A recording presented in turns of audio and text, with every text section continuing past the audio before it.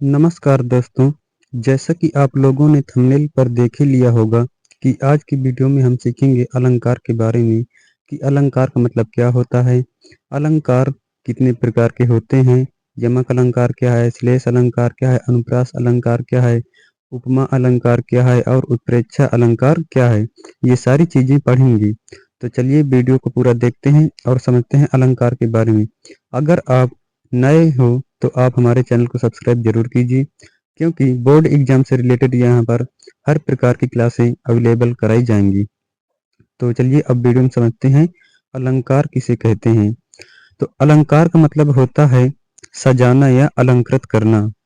अलंकार का अर्थ क्या होता है? सजाना या अलंकृत करना। क्या होता है? सजाना या अलंकृत करना। तो अलंकार को अब हम पढ़ते हैं और समझते हैं कि इसका अर्थ क्या होता है।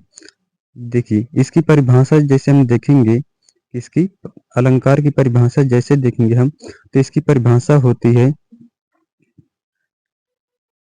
काव्य की शोभा बढ़ाने वाले शब्दों को अलंकार कहते हैं। क्या कहते हैं?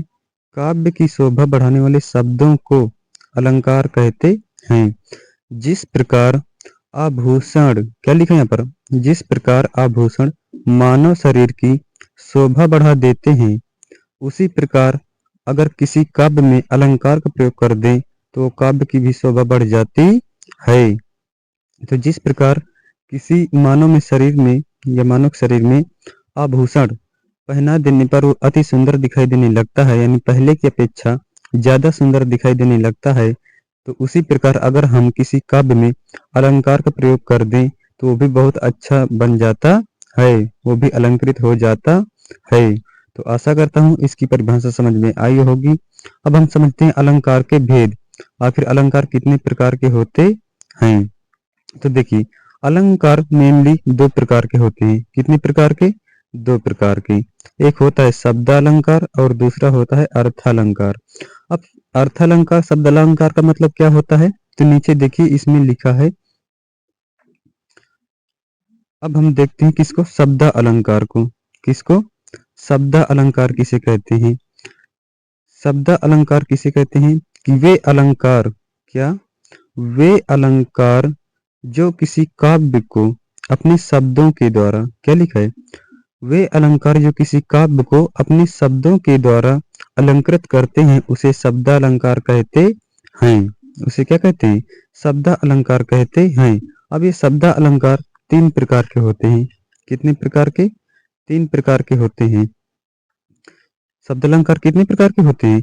तीन प्रकार के। पहला होता है यमक अलंकार, दूसरा होता है श्लेष अलंकार और तीसरा अनुप्रास अलंकार। तो सबसे पहले हम समझते हैं यमक अलंकार के बारे में। किसके बारे में?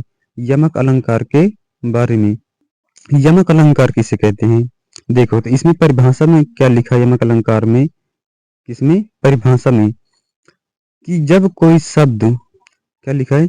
जब कोई शब्द दो या दो से अधिक बार प्रयोग में आए। कितनी बार? दो या दो से अधिक बार, यानी दो भी हो सकता है और दो से अधिक यानी तीन भी हो सकता है। तो जब कोई शब्द दो या दो से अधिक बार प्रयोग में आए किंतु उसके अर्थ क्या हो? अलग अलग हो। उसके अर्थ क्या हो? अलग अलग हो। तो वहां पर कौन सा अलंकार होगा?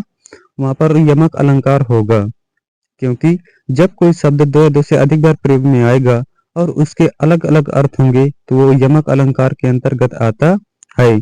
अब इसका एग्जाम्पल देखो पहले। इसके एग्जाम्पल में क्या है? काली घटा का घमंड घटा। काली घटा का घमंड घटा। अब देखो, काली घटा का घमंड घटा, तो यहाँ पर घटा शब्द दो बार आया है। एक तो ये आया और दूसरा ये आया।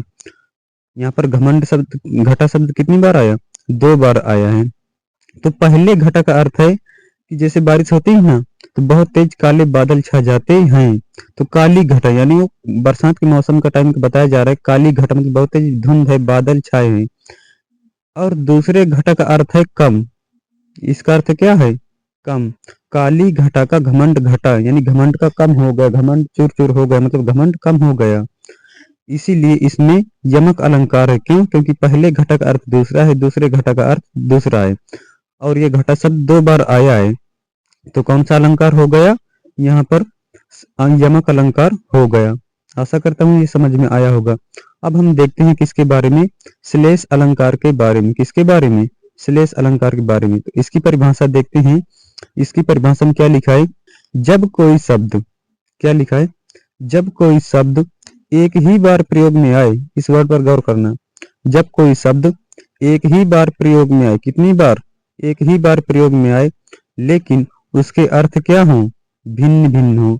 शब्द एक ही बार प्रयोग में आए लेकिन उसके अर्थ क्या हो, एक से अधिक हो, यानी अलग अलग हो, तो वहां पर कौन सा अलंकार होगा, वहां पर श्लेष अलंकार होगा। यमक में क्या था, कोई शब्द दो या दो से अधिक बार प्रयोग में हो आया था और उसके अर्थ अलग थे। लेकिन श्लेष में क्या है, शब्द एक ही रहेगा, शब्द एक ही रहेगा, लेकिन उसके अर्थ क्या होंगे, एक से अधिक होंगे। अर्थ क्या होंगे, एक से अधिक हो जाएंगे। अब जैसे आप यहाँ पर उदाहरण देखिए, क्या देखेंगे, उदाहरण, यहाँ पर उदाहरण देखेंगे किसका, यही श्लेष अलंकार का। किसका, श्लेष अलंकार का। तो उदाहरण लिखा है, गुनते लेत रहीम जन सलिल कूपते काढ़ी, कूपहु ते कहूँ होत है मन काहू को बाढ़ी।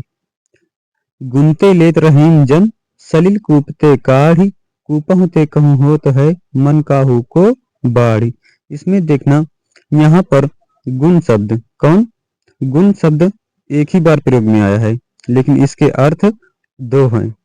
पहला अर्थ है गुण यानी क्वालिटी, आपकी विशेषता, और दूसरा अर्थ है इसका रस्सी। दूसरा अर्थ क्या है, रस्सी। तो शब्द एक ही है लेकिन इसके अर्थ क्या हो गए, एक से अधिक हो गए। जब शब्द एक ही हो और अर्थ एक से अधिक हो तो वहां पर श्लेष अलंकार होता है। अब हम देखते हैं किसके बारे में, अनुप्रास अलंकार के बारे में।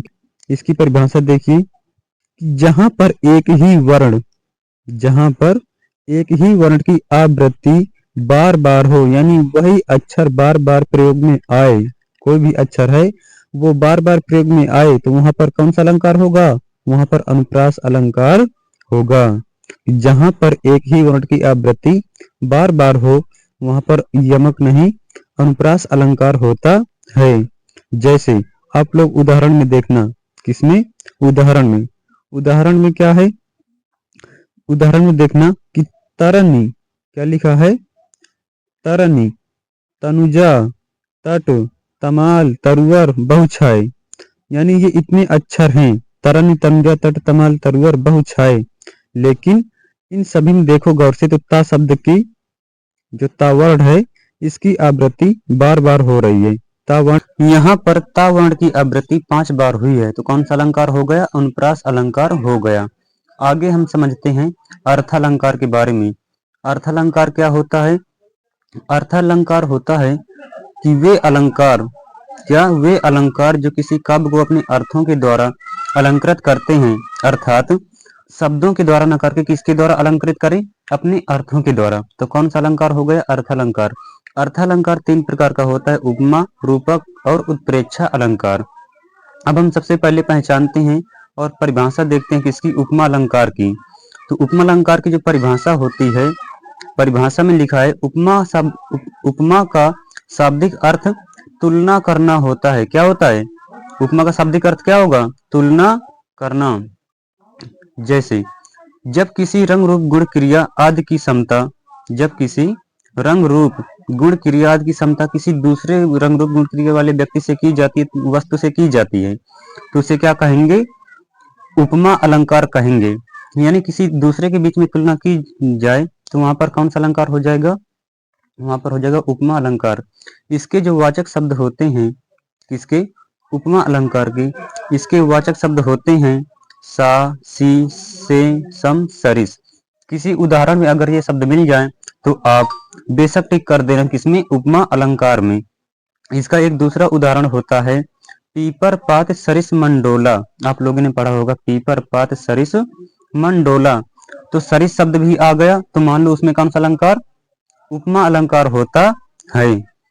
अब देखते हैं उदाहरण, सीता का मुख चंद्रमा के समान है, यानी यहाँ पर सीता कोई है और उसकी तुलना किससे कर दी गई, चंद्रमा से। तो जब किसी दो के बीच में तुलना हो जाए तो आप लोग क्या कहोगे कि उपमा अलंकार है। अब हम समझते हैं रूपक अलंकार के बारे में। किसके बारे में, रूपक अलंकार के बारे में। कि रूपक की परिभाषा क्या होती है देखना, रूपक शब्द का अर्थ है रूप धारण करना। इसी प्रकार जब उपमेय में उपमान का आरोप किया जाता है, जब उपमेय में उपमान का आरोप किया जाता है तो वहां पर कौन सा अलंकार होता है? रूपक अलंकार होता है। उदाहरण देखिए, चरण कमल बंदव हरिराई। क्या लिखा है? चरण कमल बंदव हरिराई। इसमें क्या है? यह है उपमेय में उपमान का आरोप किया जा रहा है। भगवान के चरणों की तुलना किससे की जा रही है? कमल से। तो यानी उपमेय में उपमान का आरोप। उपमेय क्या है? जिसकी तुलना की जाए वो उपमेय होता है, और जिसकी तुलना मतलब जिसकी तुलना की जाए उसे उपमेय, और जिससे की जाए उसे उपमान कहते हैं। अब हम समझते हैं उत्प्रेक्षा अलंकार के बारे में। किसके बारे में? उत्प्रेक्षा अलंकार के बारे में। तो उत्प्रेक्षा अलंकार की जो परिभाषा होती है वो जहां उपमेय में उपमान की, जहां उपमेय में उपमान की संभावना या कल्पना, क्या लिखा? संभावना या कल्पना कर ली गई हो तो वहां पर क्या होगा? वहां पर होगा उत्प्रेक्षा अलंकार। संभावना या कल्पना केवल कर ली गई हो तो कौन सा अलंकार होगा? उत्प्रेक्षा अलंकार होगा। जैसे उदाहरण में देख सकते हो, सोवत ओढ़े पीत पट श्याम सलोने गात मनो नीलमणि शैल पर आतप पर्यो प्रभात। ये उदाहरण आप लोगों ने कई बार पढ़ा होगा। और इसके जो वाचक शब्द होते हैं, वाचक शब्द जो होते हैं किसके? उत्प्रेक्षा अलंकार के, वो है मानो मनहु जानो जनहु। अर्थात किसी उदाहरण में ये अक्षर दिख जाए आपको तो आप बेशक टिक कर देना उत्प्रेक्षा अलंकार में। किसमें? उत्प्रेक्षा अलंकार में। तो आशा करता हूँ ये चीज आपको समझ में आई होगी। मिलेंगे नेक्स्ट वीडियो में, तब तक के लिए धन्यवाद। अगर वीडियो अच्छी लगी हो तो आप लोग कमेंट जरूर कीजिए।